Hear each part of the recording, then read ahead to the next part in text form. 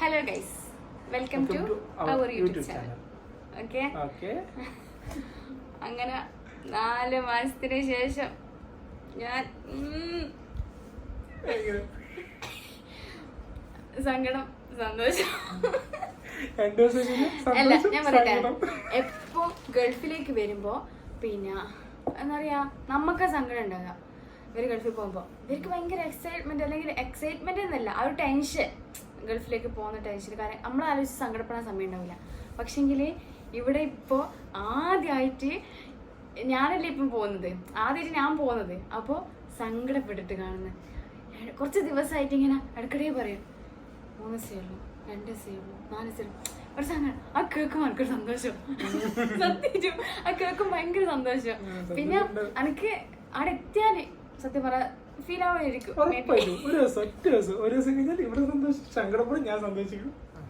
പറഞ്ഞതെന്ന് വെച്ചാല് അങ്ങനെ ഞാൻ നാട്ടിൽ പോവാണ്.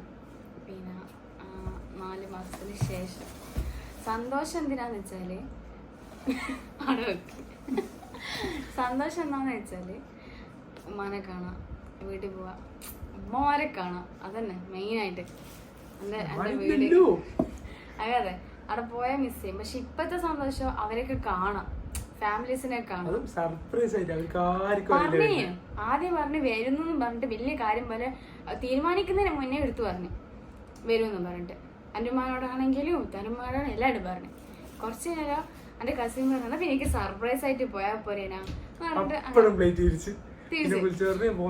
ഞാൻ ഉമ്മാക്ക് മെസ്സേജ്, ഇവര് വിളിച്ചിട്ട് പറഞ്ഞു, ഞാൻ എൻ്റെ ഉമ്മാക്ക് മെസ്സേജ് അയച്ചിട്ട്, ഉമ്മ ഞാൻ വരുന്നില്ല, ദുബായിൽ പോയിട്ട് എക്സ്റ്റെൻഡ് ചെയ്യായിരുന്നു, അതുകൊണ്ട് ഞാൻ വരുന്നില്ല എന്ന് പറഞ്ഞു. മിസ് എക്സ്റ്റെൻഡ് ചെയ്യുന്നത് ദുബായിലേക്കാണ് പോകുന്നത് നല്ല മറ്റു ഭയങ്കര ഇത്. അങ്ങോട്ട് പിറ്റേ ഉമ്മ വെറുതെ എങ്കിലും ഉറക്കത്തിനാണ് ഇപ്പൊ ചോറില്ലാന്ന് പറഞ്ഞ അവിടുത്തെ അവസ്ഥ എന്നൊക്കെ പറഞ്ഞിട്ട് പാവ ഭയങ്കര ഇതായിട്ട് പ്രതീക്ഷിച്ച് തന്നേനു. കാരണം ഇത്രയും നാളെ ഞാൻ കാണാണ്ടിരിക്കുന്നത് ഇത് ആദ്യമായിട്ടാണ്. കാണാൻ ബുദ്ധിമുട്ടായിട്ടൊന്നല്ല, അത് പറഞ്ഞപ്പോ ഇത് വന്നുപോയി. ആർക്കും ഉമ്മാക്കുന്നല്ല, ഉമ്മ എന്നെ കാണാണ്ട് നിന്നിട്ടുണ്ട്. ഉമ്മ അടുത്തിന്റെ കൂടെ ബാംഗ്ലൂരിലൊക്കെ പോയേക്കുമ്പോ കാണാണ്ട് 1 മാസം 2 മാസമൊക്കെ നിന്നിട്ടുണ്ട്. പക്ഷെ ഇത്രയും മാസം ഒന്നും നിന്നിട്ടില്ല. പിന്നെ ഏറ്റവും കൂടുതൽ മിസ് ചെയ്തത് ഇതുവരെ കാണാണ്ട് നിന്നിട്ടില്ല വല്യമാൻ. ഇത്രയും ദിവസം 4 മാസം ഇവിടെ വന്നിട്ട് ഫസ്റ്റൊക്കെ ഭയങ്കര എക്സൈറ്റ്മെന്റ്, ഇവിടെ വന്നതിന്റെ ഒരു സന്തോഷം കാര്യങ്ങളൊക്കെ ആയിട്ട് ആരും മിസ്സൊന്നും ചെയ്യുന്നില്ല. പക്ഷെ 1 മാസം കഴിയുമ്പോഴത്തേക്ക് ഭയങ്കര ഇത് സ്വപ്നം കാണല്ലോ തുടങ്ങി. ഓരോരുത്തർ വീട്ടിലുള്ള ബിരിയാണി ഇപ്പൊ ലിസ്റ്റാ. വെല്ലുമുണ്ടാക്കിയ പരിപ്പ് കഴിക്കണം, വെല്ലുമുണ്ടാക്കിയ മറ്റേ കടല പൊടിച്ച് കഴിക്കണം, ഉമ്മാന്റെ ബിരിയാണി കഴിക്കണം, എന്തെല്ലോ ലിസ്റ്റാക്കി വെച്ചിട്ടുണ്ട്. പോരാത്തതിന് എനിക്കൊരു ഇതുണ്ട്, ചില കാര്യങ്ങൾ ഞാനിങ്ങനെ എന്തെങ്കിലും ഇപ്പൊ ഫംഗ്ഷൻ വരുമ്പോ അല്ലെങ്കിൽ പിന്നെ എന്റെ കല്യാണത്തിന്റെ സമയത്തൊക്കെ എനിക്ക് ഓരോ നേർച്ച പോലെ ഇന്നേ കാര്യം നടക്കണം, അങ്ങനെ അതുപോലെ ഉണ്ടാവില്ല. അതുപോലെ ഇപ്പോ പോയ പാട് ഫുഡ് പട്ട് കഴിക്കുന്നത് എൻ്റെ ഉമ്മാന്റെ ബിരിയാണി ആയിരിക്കണം എന്ന് ഒരു ആഗ്രഹമുണ്ട്. നടക്കുമെന്നറിയില്ല. പിന്നെ ഉമ്മാട് പറയാണ്ട് പോകുന്നതല്ലേ, ഞാൻ പോകുമ്പോ തന്നെ ചിക്കനും വാങ്ങിട്ട് പോകും. ആദ്യമൊക്കെ കുഴപ്പമൊന്നും പോകുമ്പോ ചിക്കനെല്ലാം വാങ്ങിട്ട് പോകുന്നു. നാട്ടിൽ നിന്നാണ്, ഇവിടുന്നല്ലേ. ഇവര് ചെങ്ങാഴിയാന്ന് കൂട്ടാൻ വരിക. ചിലപ്പോ അനിയനോട് പറയും. എന്നിട്ട് പിന്നെ വിതയ്ക്ക് മോനെ കൂടെ ചിക്കൻ അങ്ങ് വാങ്ങിച്ച് വണ്ടിയിലങ്ങ് വെച്ചാൽ മതിയല്ലോ. അപ്പൊ കൊടുത്തിട്ട് അവിടെ കൊടുത്ത്, ഇതാണ് പ്ലാൻ. അവിടെ കൊടുത്ത് എൻ്റെ മോന്റെ വീട്ടിൽ പോകുന്നു, പോയി വന്നിട്ട് രാത്രിക്ക് ഫുഡ് കഴിക്കും. അതിന്റെ ഇടയ്ക്ക് ചായക്കെ കഴിക്കും. ഈ വീഡിയോ ഇല്ല, ഈ വീഡിയോ ഇടും. സർപ്രൈസ് വീഡിയോ പാർട്ട് 2 അപ്പൊ പിന്നെ അങ്ങനെയാണ് പ്ലാൻ. എന്താവുന്നൊന്നും അറിയില്ല. കാരണം വിചാരിച്ചവർ നടക്കണമെന്നില്ല. പിന്നെ ഫസ്റ്റ് ഉമ്മാന്റെ ഭക്ഷണം ആയിട്ട് ഉമ്മാന്റെ ബിരിയാണി കഴിക്കണമെന്ന് ഭയങ്കര ആഗ്രഹമുണ്ട്. ഫസ്റ്റ് തന്നെ കഴിച്ചില്ലെങ്കിൽ അന്ത്യസം തന്നെ അക്കൊൻ്റെ ഉമ്മാന്റെ ബിരിയാണി കഴിക്കണം. അതൊരു നേർച്ച പോലെ എൻ്റെ മനസ്സിലിങ്ങനെ അടിഞ്ഞുകൂടി കിടക്കുന്നുണ്ടോ. കാരണം എന്താ വെച്ചാല് അന്ന് വരുന്ന ഇങ്ങോട്ടേക്ക് വരുന്ന സമയത്തൊക്കെ ഭയങ്കര തന്നെയാണ് ഈ വിചാരിച്ചിട്ട് കാണുന്നതിൻ്റെ ഒരു എക്സൈറ്റ്മെന്റ് വന്ന് പിന്നെ വീട്ടുകാരെ വിട്ടു വെക്കുന്നതിൻ്റെ ഒന്ന്, അങ്ങനെ കുറേ കാര്യങ്ങൾ ടെൻഷനായി ഭയങ്കരമായിട്ട്. പിന്നെ എന്നിട്ട് രാത്രിക്ക് ബിരിയാണിയിലാക്കി എൻ്റെ വീട്ടുകാരും എല്ലാവരും ഉണ്ടായിട്ട് ഇങ്ങനെ ഭക്ഷണം കഴിക്കാൻ അങ്ങനെ ഇറങ്ങുന്നില്ല, കഴിച്ചിട്ടില്ല എന്നല്ല, ഇറങ്ങുന്നില്ല. പക്ഷെ ഫ്ലൈറ്റ് കയറിയപ്പോൾ ഭയങ്കര വിശപ്പ്. പക്ഷെ ഉമ്മാന്റെ ബിരിയാണി നല്ലോണം ഒന്ന് കഴിച്ചാൽ മതിയായിരുന്നു. ആ ഒരു സങ്കടം കുറ്റബോധം ഉണ്ടായിരുന്നു. ആ കുറ്റബോധം പോയിട്ട് വന്നു തീർക്കാൻ. ഞാൻ കഴിക്കുന്നതെല്ലാം ഇവിടെ കൊണ്ടു കൊടുക്കണമെന്ന് ആദ്യം ഓർഡർ ഇട്ട്. പക്ഷെ കഴിക്കുന്നതെല്ലാം കൊണ്ടു കൊടുക്കാൻ പറ്റുന്നില്ല. കാരണം കഴിക്കുന്ന ലിസ്റ്റ് ഞാൻ ഇവിടെ ഇങ്ങനെ ഉണ്ടാക്കി വെച്ചിട്ടുണ്ട്, നാട്ടിൽ പോയിട്ട് കഴിക്കേണ്ട ഫുഡും കഴിക്കേണ്ട. അപ്പോൾ ഇപ്പം വന്നത് പാക്കിങ്ങിനാണ്. ഫസ്റ്റ് പാക്കിങ് പർച്ചേസ് ഒക്കെ ചെയ്തിട്ടുണ്ട്. പിന്നെ എൻ്റെ മാത്രമല്ല എൻ്റെ ആങ്ങളുടെ പർച്ചേസിങ് ഉണ്ട്, എൻ്റെ കസിൻ്റെ ഉണ്ട്, എല്ലാവരും ഉണ്ട്. വലിയ പർച്ചേസിങ് ആയിട്ടില്ല, അങ്ങനെ ചെയ്തിട്ടില്ല. പക്ഷെങ്കിൽ പിന്നെ എന്താ പറയുക, വിസ എക്സ്റ്റെൻഡ് ചെയ്തിട്ട് വരണ്ടത്തം കൊണ്ട് പിന്നെ വലിയൊരു പർച്ചേസിങ് ഒന്നുമല്ല. എന്നാൽ അത്യാവശ്യം ഞാൻ ഫസ്റ്റ് ടൈം പോകുന്നതല്ല, അതിൻ്റെ ഒരു ഇച്ചിരി പർച്ചേസിങ്. പിന്നെ എൻ്റെ ആങ്ങള ഇവിടെ തന്നെയാണല്ലോ, അതുകൊണ്ട് എൻ്റെ ആങ്ങളുടെ ഉണ്ട്. ഇനിയിപ്പോൾ ഇതെല്ലാം ഒന്ന് സെറ്റാക്കി വെക്കണം. അതിൻ്റെ ഇനി നമുക്ക് അതിലേക്ക് പോവാം. ഓക്കെ,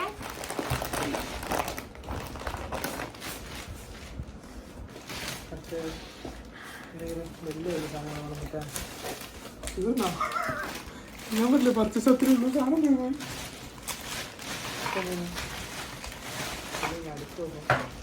നാട്ടിക്കൊണ്ടുണ്ട് സാധനങ്ങളാണ് വീട്ടിൽ തീർന്നിട്ട് പോകും.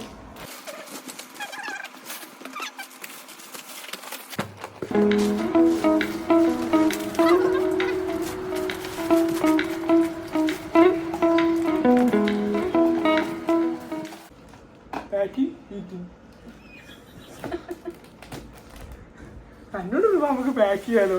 ഇത് പാക്കിങ് വേണ്ട.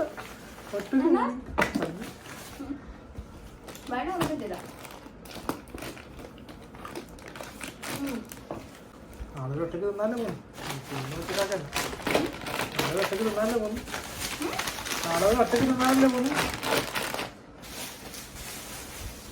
പിന്നല്ലേ ഞാൻ അവിടെ പോയിട്ട് പട്ടിണി കിടക്കാം.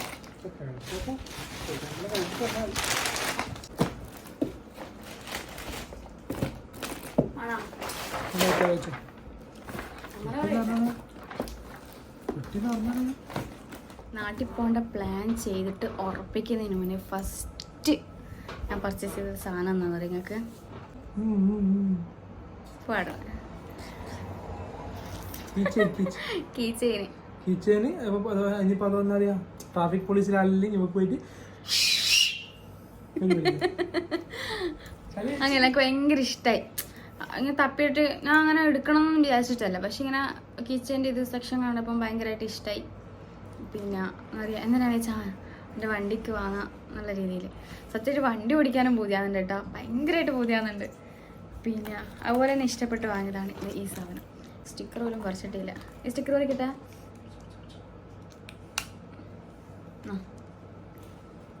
ഈ സാധനം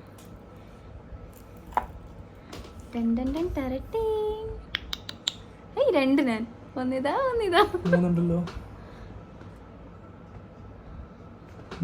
മൂന്ന് അങ്ങനെ വാങ്ങിയതാണ് ഇത്. ഇതാകുമ്പോൾ എന്തായാലും ഫ്ലൈറ്റിൽ നിന്ന് ഇറങ്ങാൻ നോക്കും, എനിക്കൊരു കുറച്ച് ടച്ചപ്പൊക്കെ ചെയ്യാനുണ്ടാവും.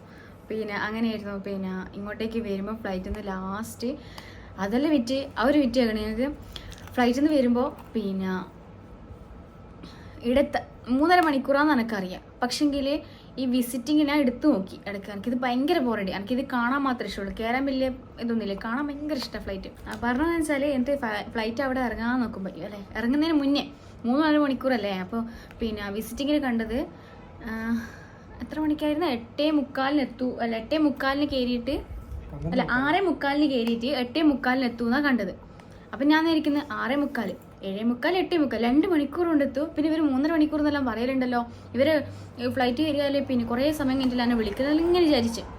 എൻ്റെ 8:45 ആവാനായാലോ, അതായത് 8:15 തന്നെ ഞാൻ ഏകദേശം എന്താക്കി, എൻ്റെ ഫോണിൽ ഇങ്ങനെ സമയം നോക്കിയിട്ട് 8:15 എന്താക്കി പിന്നെ ടച്ചപ്പ് ചെയ്യൽ തുടങ്ങി. കുറച്ച് ലിപ്സ്റ്റിക്ക്, കുറച്ച് ഇത് അത് ഞാൻ എല്ലാം ഇങ്ങനെ ചെയ്യൽ തുടങ്ങി. ഞാൻ വീഡിയോ സെറ്റ് ആയതുകൊണ്ട് തന്നെ അവിടെ ഇരുന്ന് പിന്നെ ഇപ്പുറത്തുള്ള ആൾ കാണാണ്ടിരിക്കാൻ വേണ്ടി കുറച്ച് ഇങ്ങനെ എല്ലാം ആക്കിയിട്ട് ഇങ്ങനെ എല്ലാം ആക്കുന്നുണ്ട്. ഇനി എങ്ങനെ സമയം നോക്കി നിൽക്കുക, എപ്പോഴും സമയം മാറി, ഫോണിലെ സമയം എപ്പോഴും മാറി. അങ്ങനെയൊന്നുമില്ല. പിന്നെ 1 മണിക്കൂർ 1.5 മണിക്കൂർ പിന്നെയും ഞാൻ കാത്തു നിൽക്കണമെന്ന് ആ കണ്ടപ്പോൾ ശരിക്കും അത്ര സമയം ഓക്കെ ഞാൻ പിടിച്ചു നിന്ന്. ആ കണ്ടപ്പോൾ എൻ്റെ കിളി പോയി. 2:30 മണിക്ക് ഇപ്പോൾ 12:30 ഫ്ലൈറ്റ്, ഒരു 1:30 ഫ്ലൈറ്റ് ചെയ്യും. പെട്ടെന്ന് 1:30 ടൈം സോൺ മാറുമ്പോൾ എന്ത് ചെയ്യും, 3 മണിയാവും, 1 മണിക്കൂർ കൂടും. ശരിയല്ലേ, ഇത് കുറഞ്ഞൊരു പിന്നെ സമയം പോകുന്നില്ല എനിക്ക്. ഞാൻ അത്രയും കഷ്ടപ്പെട്ടിട്ട് ഇങ്ങനെ ഉന്തി തള്ളി നിൽക്കൂല സമയം. അങ്ങനെയാണോ ഇതാണെങ്കിൽ ആദ്യം പിന്നെ ഫ്ലൈറ്റ് കയറിയപാട് ഭയങ്കര എക്സൈറ്റ്മെന്റ്, പുറത്തുള്ള കാഴ്ചകൾ കാണാനും പിന്നെ ഇങ്ങനെ പറക്കുന്ന കാണാനല്ലോ ഭയങ്കര ഇത്, ചിറകൊക്കെ കാണും. ഭയങ്കര ഇത്, കാരണം പുറത്തുനിന്ന് ഇങ്ങനെ അത്രയും ആസ്വദിച്ച് കണ്ടൊരു സാധനത്തിൻ്റെ ഉള്ളിലാണ് ഞാൻ ഉള്ളതെന്നുള്ളത് ആലോചിക്കുമ്പോൾ ഭയങ്കര സന്തോഷം. അത് കഴിഞ്ഞിട്ട് പിന്നെ ഇതിങ്ങനെ വന്ന് കടല് കാണുമ്പോൾ അതിൻ്റെതായ ഒരു എക്സൈറ്റ്മെന്റ്. പിന്നെ അത് കഴിഞ്ഞ് മേഘം കാണുമ്പോൾ ഒന്നും പറയണ്ട, എന്താ പറയാ, അല്ല എന്റെ മേഘം കണ്ടിട്ട് പിന്നെ ഇത് മേഘം കാണും, പുറത്തൊക്കെ മേഘം, പിന്നെ നോക്കും മേഘം, ഇത് പിന്നെ മേഘേ കാണുന്നുള്ളൂ. പിന്നെ ഭയങ്കര ഇതായി ബോറടിക്കാൻ തുടങ്ങി. പിന്നെ ഇത് കണ്ണിനടിക്കൽ തുടങ്ങി, അതിൻ്റെ ഒരു ബ്രൈറ്റ്നെസ് കൊണ്ട് കണ്ണൊരു ഒരു മങ്ങല് പോലെ. ഞാൻ അപ്പോൾ താത്തിയിട്ട് കിടക്കാൻ നോക്കി. എന്തിരും ലാസ്റ്റ് അനാർക്കലി മൂവി ഉണ്ട് എനിക്ക് ഡൗൺലോഡാക്കി വെച്ചത്. അതാണ് ലാസ്റ്റ് ആ 1.5 മണിക്കൂർ ഞാൻ നീട്ടിക്കൊണ്ടേ. കുറച്ചുകൂടി അടിച്ച്, കാരണം കണ്ട ഫിലിം തന്നെ ആയതുകൊണ്ട് കാണാൻ വലിയൊരു ഇൻട്രസ്റ്റ് ഒന്നുമില്ല. കാരണം ഇതിനെടുക്കാൻ 2-3 പ്രശ്നം കണ്ടിട്ടുണ്ടത്. ഞാൻ അടിച്ചടിച്ച് അടിച്ചിട്ട് ലാസ്റ്റ് ആയിട്ട് എത്തുമ്പോഴത്തേക്ക് പെട്ടെന്ന് അവിടെ എത്തിയതിന് ശേഷം പിന്നെ ഭയങ്കര ഇതിന് ഞാൻ പറഞ്ഞ എവിടേക്കും എത്തി. അപ്പൊ മേടിച്ച സാധനങ്ങളില് ഒന്നിലാണ് അല്ല ഞാൻ എന്താ പറഞ്ഞു തുടങ്ങിയെന്ന് അറിയുമോ, ഞാൻ ആ ഫ്ലൈറ്റ് ഒന്ന് ടച്ചപ്പ് ചെയ്ത കാര്യമോ, എന്നിട്ട് ആ ടച്ചപ്പ് ചെയ്തിട്ട് 1.5 മണിക്കൂർ വെയിറ്റ് ആക്കി ഞാൻ. അപ്പോഴത്തേക്ക് മൊത്തം ഒഴിച്ചു. ഈ സാധനം വാങ്ങിയതിന്റെ കഥയാണ് നീ ഇപ്പൊ ഒരു ഫ്ലൈറ്റ് ഇറക്കി ഈ വെറുതെ മാറ്റില്ല. മാഷാ അല്ല സങ്കടാണല്ലേ. എന്തിന് അക്ക് സങ്കടമൊന്നുമില്ല. കണ്ണിന് തുടച്ചിട്ട് പറദാസം. ഈ പ്രവാസികളുടെ നാട്ടിലേക്ക് വരുമ്പോൾ സന്തോഷം ഒന്നും ഇരിക്കുമല്ലേ? അങ്ങനെയല്ല, അനക്കെന്നെ ഇത്രയും സന്തോഷം അതാണ് ഉദ്ദേശിച്ചത്. എനിക്ക് ഇത് ഈ പറഞ്ഞതിന് ശേഷം, ഈ നാട്ടിൽ വരേണ്ട പറഞ്ഞതിന് ശേഷം ദിവസം പോന്നേയില്ല. ഉന്തിത്തള്ളി നിൽക്കല, ദിവസം ഒട്ടും പോന്നു. അപ്പൊ അടുത്ത ഇത് എൻ്റെ പിന്നെ ലാസ്റ്റത്തെ ഒരുക്കങ്ങളാണ്. ഇപ്പൊ അത്യാവശ്യം പെട്ടിയിട്ടില്ല. ഞാൻ അവിടെ മുട്ടായെന്നുമ്പോഴത്തേക്ക് പെട്ടി കെട്ടിക്കഴിഞ്ഞു. എത്ര പെട്ടെന്നാ പെട്ടി കെട്ടിക്കഴിഞ്ഞേ. ഇങ്ങനെ പെട്ടി കെട്ടില്ലേ? ഞാൻ നേരത്തെ ഞങ്ങൾക്ക് ഇത് കാർഡ്ബോർഡ് കൊണ്ടെത്താൻ ഞാൻ പെട്ടി കെട്ടി വെച്ചോളാം പറഞ്ഞു. ഇനിയിപ്പോൾ നാളെ എൻ്റെ ബാക്കിയുള്ള പരിപാടികളൊക്കെ ചെയ്യണം. പിന്നെ ബാഗിൽ അല്ലാതെ ചില്ലറ ഐറ്റംസൊക്കെ ഇങ്ങനെ വെച്ച് അത് കാണുന്നവർക്ക് മനസ്സിലാവും. അപ്പൊ ഇതിന്റെ അതിനെ ഫസ്റ്റ് സോറി, നിങ്ങളെ രക്ഷിക്കാൻ എനിക്കിതേ വഴിയുള്ളൂ. അപ്പൊ ഗുഡ് നൈറ്റ്, ബൈ ബൈ. ഇത് എനിക്ക് ഭയങ്കര ഇഷ്ടമായി. അതെല്ലാം പറഞ്ഞു എനിക്കിത് ഭയങ്കര ഇഷ്ടമായി. ഇതെനിക്ക് ഭയങ്കര ഇഷ്ടമായി സത്യം. ഇതിനെ കുറെ പ്രാവശ്യം വിസിലടിച്ച് കളിച്ച്. പിന്നെ ഒരു എന്തോ രസം അല്ലേ നോക്കറോ, നല്ല രസമില്ലേ? അപ്പൊ അടുത്തത് ഇതുമായിട്ട് വരാം എന്തായാലും. പിന്നെ അതല്ല അൺബോക്സിംഗ് വീഡിയോ നെക്സ്റ്റ് പാർട്ടിൽ. അത് ജസ്റ്റ് അതെന്റെ എക്സൈറ്റ്മെന്റ് ആയിരിക്കും നിങ്ങൾ കാണാം. അത് മിസ്സാക്കരുത് നിങ്ങൾ. അതെങ്ങനെയാണ് എക്സൈറ്റ്മെന്റ് വരിക? ഈടുന്ന് നീ കൊണ്ടുപോയ സാധനം ഉമ്മമാരും ഉപ്പാനെല്ലാം കാണുന്നില്ലേ, അതിന്റെ ഒരു സന്തോഷമില്ല, അതൊരു എക്സൈറ്റ്മെന്റ് അല്ലേ? നീ പറഞ്ഞറിയുവാ അങ്ങനെയല്ല, പൊളിച്ചിട്ട് എക്സൈറ്റ്മെന്റ് ആയിരിക്കും. ഞാൻ എടുത്ത് കൊണ്ടുപോയ സാധനം അതൊരു എക്സൈറ്റ്മെന്റാ. ഞാൻ ഫസ്റ്റ് ആയിട്ട് ഇവിടുന്ന് ഒരു സാധനം പെട്ടിയിലാക്കി ഇങ്ങനെ കൊണ്ടുവന്ന് എന്റെ ഫാമിലിന്റെ മുന്നിൽ ഇങ്ങനെ കാണിച്ചു കൊടുക്കുമ്പോ അവരത് എടുത്തിട്ട് പൊളിച്ചിട്ട് ഞാൻ വിളിക്കൂലേ ഇത് എന്റെ ഉമ്മാനെ കൊണ്ടങ്ങനെ പൊളിച്ചിട്ട് ഒന്നും പറയില്ല ഞാൻ പോകുന്നതിനെ കുറിച്ചിട്ട്. ഞാൻ പോകുന്നതിനെ കുറിച്ചിട്ട് നിങ്ങൾക്കുള്ള അഭിപ്രായം സന്തോഷം അല്ലേ? സത്യം പറഞ്ഞ കള്ളത്തരം പറയണ കള്ളത്തരം പറഞ്ഞാൽ മതിയാ. ഭയങ്കര സന്തോഷം. പിന്നെ ഞാൻ നേരത്തെ ബെഡിലേക്ക് നേരെ താഴെ നിന്നുള്ള എനിക്ക് സന്തോഷിച്ചിട്ട് എത്ര 4 മാസം പോയെന്നറിയാം. 4 മാസം പോയി 4 മാസം പോയി നാട്ടിൽ പോകുന്ന പറയുമ്പോൾ ഇത്രയും കാലം പോയി. ഇപ്പൊ 2 ദിവസമായാലും ഒരാൾ ഇപ്പം നിന്ന് ഒരാൾ പെട്ടെന്ന് പോകുമ്പോൾ ഒരു ഫീൽ ഉണ്ടാവും. പ്രത്യേകിച്ച് അത് ഭാര്യ നല്ല ഫീൽ ഉണ്ടാവും.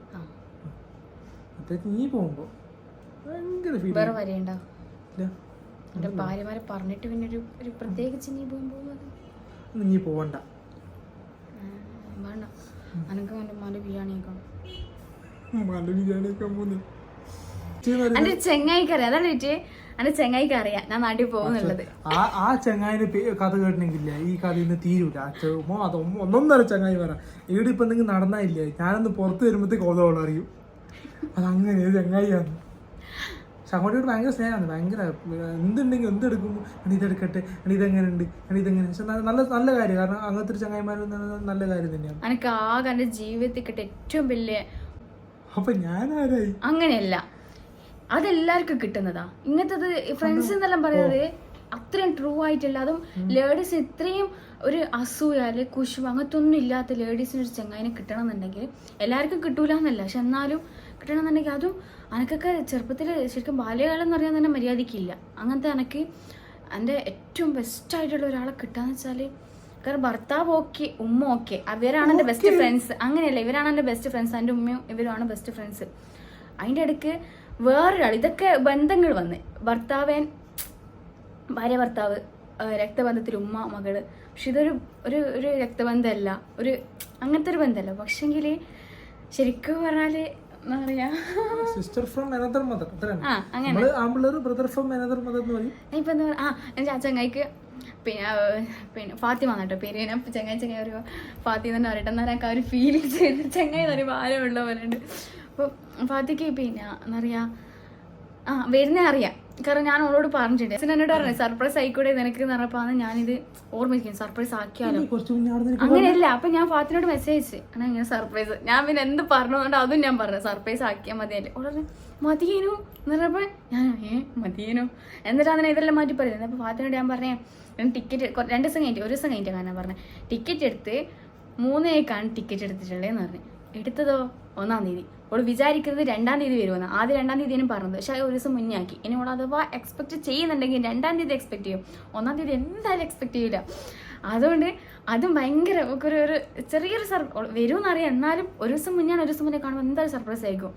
പെട്ടെന്ന് തന്നെ കാണുമ്പോൾ, വിചാരിക്കാത്തൊരു സമയത്ത് തന്നെ പെട്ടെന്ന് കാണുമ്പോൾ, അതും ഒരു മഗ്‌രിബിന്റെ നേരത്തെ അങ്ങോട്ടാന്ന് തോന്നുന്നു ഏകദേശം ഞാൻ അവിടെ എത്തല്ലേ. അത് കഴിഞ്ഞ് ഇവരുടെ അടുത്ത് 2 പോയി 5:30 ആ ഒരു സമയം, നാട്ടിൽ 5:30 അവിടെ എത്തും. അപ്പോൾ ഉമ്മാൻ്റെ അടുത്തും എൻ്റെ വീട്ടിലും ഇവരെ വീട്ടിലെല്ലാം പോയിട്ട് അടുത്തേക്ക് പോകും. എൻ്റെ വണ്ടി എടുത്തിട്ട് ഞങ്ങൾക്ക് പോകണം. എന്നിട്ട് പോയപാടും ഫാദിനടുത്തേക്ക് എൻ്റെ ബൈക്ക് ഓടിച്ചിട്ട് പോകണം. ഓളം സർപ്രൈസ് ആകാൻ ഭയങ്കര, അതിലാലോചിക്കും ഭയങ്കര ഇതുണ്ട്. കുഴപ്പമില്ല, ബേക്കോട്ടുള്ള വെയിവാണ് കുറഞ്ഞിട്ടിട്ടുണ്ട്. ഓക്കെ, കുഴപ്പമില്ല. ഇപ്പൊ കുഴപ്പമില്ല, ഇപ്പൊ നടക്കാൻ പറ്റുന്നുണ്ട്. ഈ 2 കിലോ നോക്കുമ്പോഴത്തേക്ക് ഇത്രയും ഡിഫറൻസ് ഒന്ന് 2.5 കിലോ അല്ലേ. എന്നാലും കുറേ സമയം എടുക്കാൻ പറ്റില്ല, കുറെ നേരം എടുക്കും. അങ്ങനെ ഇതാ നമ്മളെ പാക്കിംഗ് എല്ലാം കഴിഞ്ഞ് അവസാന ഘട്ടത്തിലേക്ക് എത്തി. ഇനി ഏതാനും മണിക്കൂറുകൾ മാത്രം ഒമാനിൽ. ഹലോ, അങ്ങനെ ഗെറ്റ് റെഡി ഒക്കെ കഴിഞ്ഞതാ മാറ്റിയിട്ടുണ്ട്. ഇപ്പൊ എന്തോ ചെറിയൊരു ടെൻഷൻ, ചെറിയ സങ്കടമൊക്കെ തോന്നുന്നു. ഞാൻ പോവട്ടാ.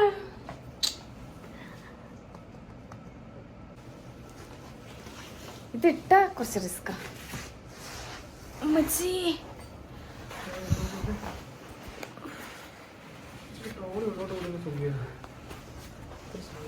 ഭയങ്കര വെയിറ്റ്, ഭയങ്കര വെയിറ്റ് ഇല്ല, എന്നാലും എനിക്ക് സഹിക്കാൻ പറ്റുന്നില്ല.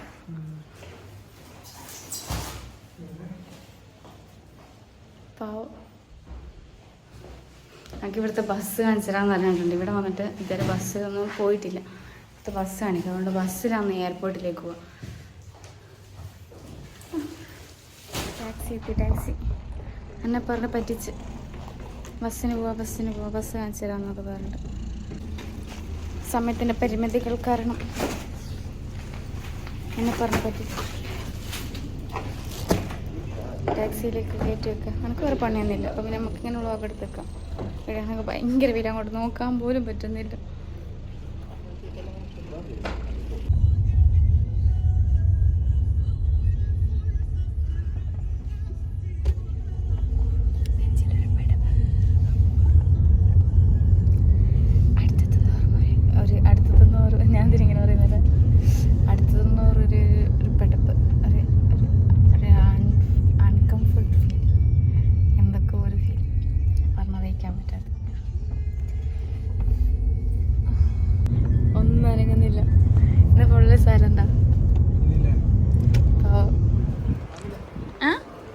എന്തൊരു ഫീല് പോലും ആവുന്നില്ല ഓരോ. പിന്നെ നമ്മളെല്ലാം പിന്നെ വെറുതെ നിൽക്കരുത്. ശരിക്കും നിങ്ങളെ എയർപോർട്ടിൽ കൊണ്ടാക്കാൻ വരുമ്പോൾ നിങ്ങൾക്കൊന്നും ഉണ്ടാവില്ല, ഇവിടെ വന്നാലേ നിങ്ങൾക്ക് സങ്കടമുള്ളൂ. പക്ഷെ നമ്മൾ നിങ്ങളെ എയർപോർട്ടിൽ കൊണ്ടാക്കി തിരിച്ചു വരുമ്പോൾ എത്ര സങ്കടം സഹിക്കില്ല അറിയാം. ഇതെല്ലാം ഈ അവസരത്തിൽ എനിക്ക് മുതലെടുക്കാൻ പറ്റുള്ളൂ. ഓരോ പ്രവാസികളെ ഭാര്യയ്ക്കും അറിയാവുന്ന കാര്യങ്ങളത്. എന്തൊക്കെയോ കാര്യങ്ങൾ പറഞ്ഞു തന്നെങ്കിലും എയർപോർട്ടിൽ കയറുമ്പോൾ ഭയങ്കര ടെൻഷനുണ്ട്. ഒറ്റയ്ക്കല്ലേ കയറണ്ടേ, എന്താ ഇതുണ്ടെങ്കിലും ഒന്നും ആലോചിക്കണ്ടേ, ഇങ്ങനെ ബേക്കറി ചെയ്ത് ഈ കുന്തോണം പിടിച്ചിങ്ങനെ നടന്നാൽ മതിയിരുന്നു, ഒന്നും ചിന്തിക്കണ്ടേ. ഇതിപ്പോൾ ഞാൻ എന്തെല്ലോ ചെയ്യണം. തിരിച്ചു വരുമ്പോൾ പിന്നെ മലയാളികളല്ലേ ഉള്ളേ, എന്തെങ്കിലും പറഞ്ഞ് അഡ്ജസ്റ്റ് ചെയ്യാന്ന് വിചാരിക്കുക. ഇതിപ്പോൾ ഞാൻ തിരിച്ച് പിന്നെ ഒമാൻ എയർപോർട്ടിൽ ഇറങ്ങിയ പാട് ഇവർ പിന്നെ എന്താ കൈഫൽ ഹാളെന്നല്ലേ എന്നെ ഫസ്റ്റ് എന്നോട് ചോദിച്ചത്. ആ സമയത്ത് എന്നാൽ അതല്ല ഇംഗ്ലീഷ് സംസാരിച്ചാലും എനിക്ക് മനസ്സിലായില്ല. കാരണം ഇവർ ഇംഗ്ലീഷെല്ലാം പറഞ്ഞാൽ എന്തോ പോലെയാണ്. നമ്മൾ പറയുന്ന പോലെ മറ്റേ ഹൗ ആർ യു എന്നൊന്നും ചോദിക്കില്ല, അങ്ങനെ ഞാൻ ചോദിക്കും. എനിക്ക് മനസ്സിലാവുന്നില്ല. പിന്നെ തപ്പിയെടുക്കണം. അപ്പോൾ പറഞ്ഞു 10 മിനിറ്റ് എനിക്ക് കത്താവും. ഇതാണ് ചോദിച്ചിട്ടുള്ളത്, എന്താ കത്ത്. അതുകൊണ്ടൊക്കെ ഭയങ്കര ടെൻഷനുണ്ട്. ടെൻഷൻ ഞാൻ പറയുന്നൊന്നായിരിക്കില്ല പുറത്തേക്ക് വരിക. മോനെ ഉള്ളിലെടുപ്പ്. നിങ്ങൾ വരുന്നോ? അന്നെ ഫ്ലൈറ്റ് വരെ എത്തിച്ചിട്ട് നിങ്ങൾ ഇങ്ങോട്ട് പോരെ, ടിക്കറ്റ് എടുത്തോ.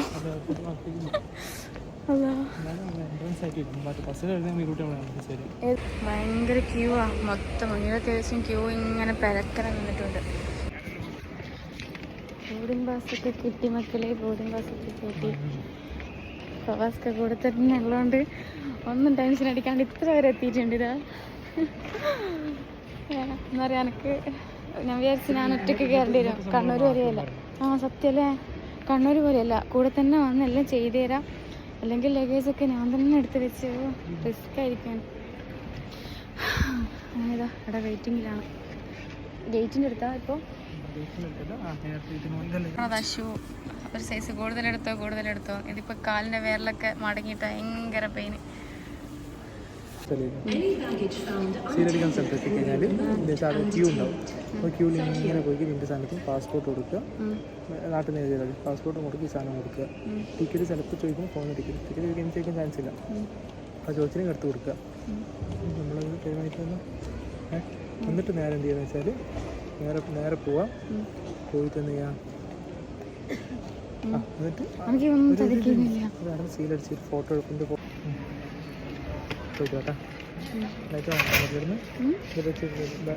അങ്ങനെ ഫവാസ് ഖാൻ അവിടെ ഒറ്റക്കാക്കി ഞാനിതാ നാട്ടിലേക്ക് പറക്കാൻ പോവുകയാണ്. ആ ബാഗ് തോളിലേറ്റിട്ട് എൻ്റെ പുറം പാളീസായിട്ടുണ്ട്. ഗേറ്റ് തുറക്കുന്നവരെ വെയിറ്റ് ചെയ്യേണ്ടതും കൊണ്ട് തന്നെ ഫോൺ കുറച്ച് സമയം ചാർജിന് വെച്ചിട്ട് പോവാൻ നേരത്താണ് എടുത്തത്.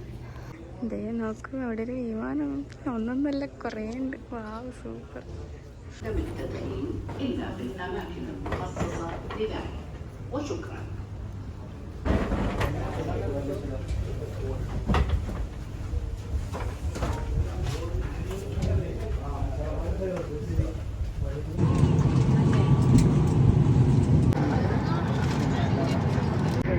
അങ്ങനെ ഇപ്രാവശ്യം എനിക്ക് വിൻഡോ സീറ്റ് കിട്ടിയിട്ടില്ല. അതിൻ്റെ ഒരു സങ്കടം കൂടി എൻ്റെ മുഖത്തുണ്ട്. ഫ്ലൈറ്റ് ടേക്ക് ഓഫ് ചെയ്ത് കുറച്ച് സമയത്തിനുള്ളിൽ തന്നെ ഞാനൊന്ന് മയങ്ങി. ഒരു 10 മിനിറ്റ് നേരം എൻ്റെ സീറ്റ് നടുക്കാണ്, അപ്പുറം ഇപ്പുറം 2 ആണുങ്ങൾ. വിൻഡോ സീറ്റിലിരുന്ന ആൾ ഇടയ്ക്കിടെ ഉറക്കമായിരുന്നു. എൻ്റെ വലത്തെ സൈഡിലിരുന്ന ആൾ കുറച്ച് പ്രായം ഉണ്ടെങ്കിലും നല്ല കമ്പനിയായിരുന്നു. അതുകൊണ്ട് തന്നെ അവിടെ എത്തിയിട്ട് ഇക്കാക്ക് മെസ്സേജ് അയക്കാൻ വേണ്ടിയിട്ട് അവരാണ് ഹോട്ട്സ്പോട്ട് തന്നതും കാര്യങ്ങളൊക്കെ ചെയ്തത്. കാരണം എനിക്ക് സിമ്മില്ല. നെക്സ്റ്റ് ഫ്ലൈറ്റ് ലാൻഡ് ആവുന്നതും വീട്ടിൽ പോകുന്നതൊക്കെ ആയിട്ട് അടുത്ത പാർട്ടി കാണാം. ബൈ.